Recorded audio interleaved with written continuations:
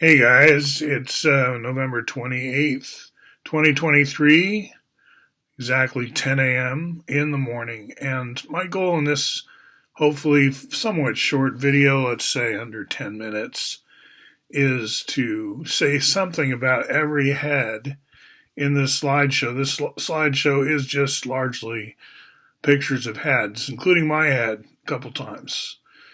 And I want to say something about everybody because my technique, as you know, is to kind of just crisscross over the same terrain and connect the dots every which way as I go. And this is one way of doing that. We've got uh, Charles Babbage on the left, and if you just even start with him in the Wikipedia article, it's a huge contribution he makes to the advance of culture. It's not just his analytical engine, which Ada in the middle there helps him with, or helps promote also, I would say. She's kind of a salon princess, you could say. I mean that in a good way, and that she ties worlds together. She's kind of a polymath, and she flits around between social groups and like spreads the word about what she's discovering. Her dad is the famous Lord Byron, who you can find out lots about. And under Ada's head is a picture of the Turk. The Turk is a gizmo, a midget is inside that box. And the Turk is like this puppet, kind of like a Zoltar, if you know what that is, that plays chess. But it's presented as purely a machine. It's presented purely as a machine. And so you think you're being beaten because the midget inside plays good chess. You think you're being beaten by a machine. Now, I'm sure the movie Napoleon coming up here, Ridley Scott, doesn't have that episode where Napoleon plays the Turk, but it's in the annals, it's in the chronology, and I believe Napoleon lost. Charles Babbage, he knew the state of the art. He's working in this area of programmable machines, and he kind of does see the future, but he doesn't believe it either. He thinks there's probably a midget in there, and he's correct. Okay, so then I have Sam Hill in the middle here, and this you could call him a business tycoon. He's a self-made man, and he has a great amount of experience in Europe.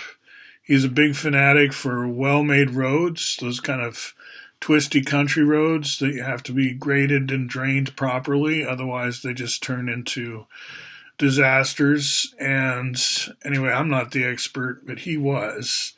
And he anchors this project in Washington State called the Mary Hill Museum. That's what it's known as today. It's like a palace. And it's out the Columbia Gorge on the north bank of the Columbia River. And I have a video about him and how Queen Marie of Romania to the left and someone named Louis Fuller or Loie Fuller to the right, both cultured people, both friends of one another, come way out west here on the train in the 1920s, right, to help Mary Hill Museum get on the map as a great museum of European culture. Okay, Emerson atop Margaret Fuller. I've done video about her and her later going to Rome to cover the revolution going on in Rome. One of many revolutions across Europe. There was great ferment. Again, this is post Napoleon. Napoleon is followed by kind of a crackdown in favor of let's not have another Napoleon. But nationalism is awakening, unification movements. Germany wants to unify as Germany, Italy wants to unify as Italy. Everybody wants to put Austria in its place. Hungary and Austria aren't getting along at every turn. So there's a lot of history here. I'm not pretending to like tell you all. I'm just giving you some context. Again, Lord Byron on the right, his daughter Ada underneath. That's Coleridge in the middle, and I'm showing him inheriting thoughts and philosophy from German idealism as symbolized by a picture of Kant, the small guy, and onwards. So this is Nietzsche, Emerson, Margaret Fuller. Now Nietzsche, as I say, he's an admirer of Edison. Not Edison, Emerson. Emerson. I also gather that he admired Napoleon to some level. I haven't read a lot of Nietzsche on Napoleon lately. I used to read more Nietzsche. I'm talking about myself because I'm about to appear here as well. I have more I want to say about Nietzsche. He's kind of used in some books as marking the beginning of what we in philosophy, I put a we there, call the linguistic turn. And that's when philosophy kind of turns on language. And it's like sort of we were just thinking along happily with language, but not really making language a suspect or, hey, I wonder if we really need to. It's kind of like you're wearing glasses all the time and suddenly you notice the lenses and you start looking at the lenses directly, more concertedly. Linguistic turn starts with Nietzsche, as coined by Rorty. So we haven't gotten to Rorty yet, but this is Bucky Fuller Sam Lanahan, grandson of the Fitzgeralds, F. Scott and Zelda in the upper right. And I bring my yearbook picture in here because I've worked alongside Sam quite a bit in the promotion of what he calls Flextegrity. Now, he's kind of moved on from that chapter, but the record of what he did, it's pretty well documented in terms of books, websites, exhibits. He traveled around the country, went to conferences. He did a lot to promote the idea. So I feel like there's a lot to say here beyond what I'm telling you that you will be able to discover for yourself should you be interested. He worked in tensegrity, as did Kenneth Nelson, and was really into doing curvilinear compression elements. You can see an example of that between Bucky and Sam there. Onwards. Okay, Applewhite, I knew pretty well as an old guy. Like, I didn't get to know him until he was in his late 70s or 80s. And he'd already served a long career in the CIA by then. And he would tell you that up front. He wanted you to know that. It's like he was not one of these shy, retreating type spy types. And he lived in Georgetown, and he was the quintessential CIA guy as far as I can see from what I know of him. And his relationship to Angleton in the middle picture, I don't have, like, I'm not sitting on some stash of correspondence. I saw some Intercept story about the difficulty of getting papers on Angleton because they're in the Applewhite collection that's still kind of classified. I don't know. Like, I'm not the guy trying to get to this, but he and Angleton both were class of 41 at Yale, as I have figured out. And Angleton was a big correspondent with Ezra Pound on the right, the poet, you know. And you can easily find on the web early Ezra Angleton correspondence and what that was all about. The Yale literary magazine called Orlando, this kind of stuff. So I think all of this is easily documented, and I'm not saying I have a huge amount to add as far as how Applewhite relates to Angleton relates to Penrose. I'm not Penrose, Ezra Pound. This is something I study, I dig into. I'm not like saying, come to me and I'll tell you. It's more like, if you know something, I'm kind of interested.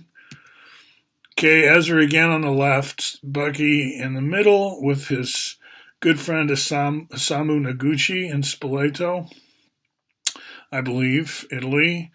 And this is towards the end of Pound's life, and we know that Bucky gave some lectures near Venice that Pound attended, and he inscribed something nice to Bucky in a book. And I don't have that inscription here to share, but it's something like, it cheered Ezra up quite a bit to listen to Bucky. And Ezra was down. He was feeling down, looking back on his life and what he considered, you know, in a way, just kind of a mess he'd made. I mean, I'm not in his head. I can't tell you everything. But if you know Ezra's story, captured by the Americans, thrown in jail, was going to be shot, you know, in punishment for treason, ends up in a mental hospital for 11 years or so, right? So it's an interesting story that is relevant today. And one of Ezra's great admirers, and he had many because he was a good networker and he worked with a lot of literary people, was Hugh Kenner, who's in the middle here. He's a great literary scholar. He also wrote a bio of Bucky. He was good friends with Bucky. By Bucky, I mean Buckminster Fuller. Going back to this guy on the left here, also will be mentioned again. And on the right is James Joyce, because Hugh Kenner was a great scholar of James Joyce works, and also Ezra Pound helped James Joyce with his career. But much more there than I know about, right? So when I put these slides together, it's kind of saying I'm aware of these relationships and these connections, but I'm not the global authority. Now, this relationship between Sam, myself, and Bucky, okay, I know a lot about that. That's something up close, but some of this other stuff is more long distance, and I'm just studying it from a distance. Now, this is really distant in a way. The gentleman on the far left there is Hinton, the kind of father of machine learning and the guy who quit Google kind of because he wanted to raise the alarm about artificial intelligence. University of Toronto. Now, I don't know his relationship, if he met or, he's younger than HSM Coxeter's in the middle. But they're both kind of in the same they're in the same 4D, by which I mean they're using linear algebra, both of them, right? University of Toronto, you could say, is like at the forefront of linear algebra and its most sexy applications, namely machine learning, but also Euclidean polytopes and dimensional polytopes. Because the analogies, the metaphors that we get from geometry definitely persist all the way up to n-dimensional, linear algebra. It's one big topic, and these two gentlemen are pioneers in that topic. And so again, the Turk appears because machine learning, right? Because we do have artificial intelligence that can play chess, not only chess, but Go and so forth. And that's a younger Ed Applewhite in his CIA costume, you might say, at the Waldorf Astoria in 1974. And this is before I met him. Like, this was, I would say, Applewhite and I first started communicating sometime in the 80s, if I think about it. Because I wasn't really tracking Bucky until after I got out of Princeton, where Rorty was my professor, the guy in the middle, disciple of John Dewey on the right, and highly influenced by Wittgenstein on the left. Now, Wittgenstein was never at Princeton, and he died before I was born. I think he died in 53, if I'm not wrong, and I'm born in 58. I'm not implying either that I have any great correspondence or relationship with Rorty other than being an undergraduate and being in his classes a lot. And at one point I did send him a thing about quadrats, but we didn't talk about it. Like, I don't even know if he got it, this kind of thing. So I'm not like saying Rorty and I are pals, but I do bring up his achieving our country quite a bit strategically, because he's talking about kind of a leftist. He has the CIA in his book too. If you want to read it, Achieving Our Country, it's in archive.org. You can check it out. You can borrow it electronically. That's Walt Whitman on the far right there. So that's Rorty, John Dewey, and Whitman. We're getting towards the end here.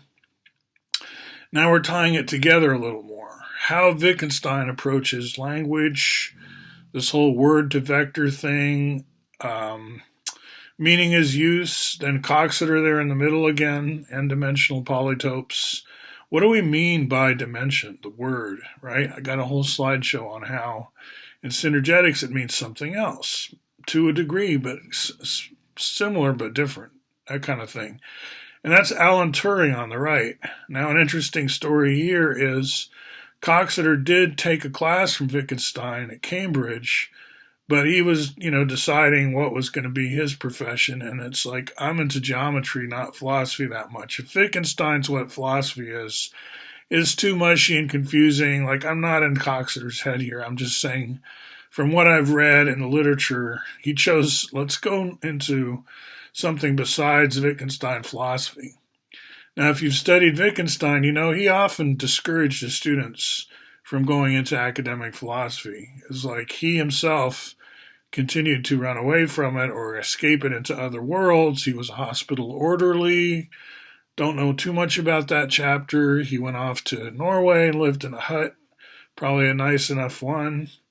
Anyway, Wittgenstein, fascinating character. HSM Coxeter in the middle, and Alan Turing, as you know, is hugely famous dude, all about computers. And so we're back to Turing test, artificial intelligence.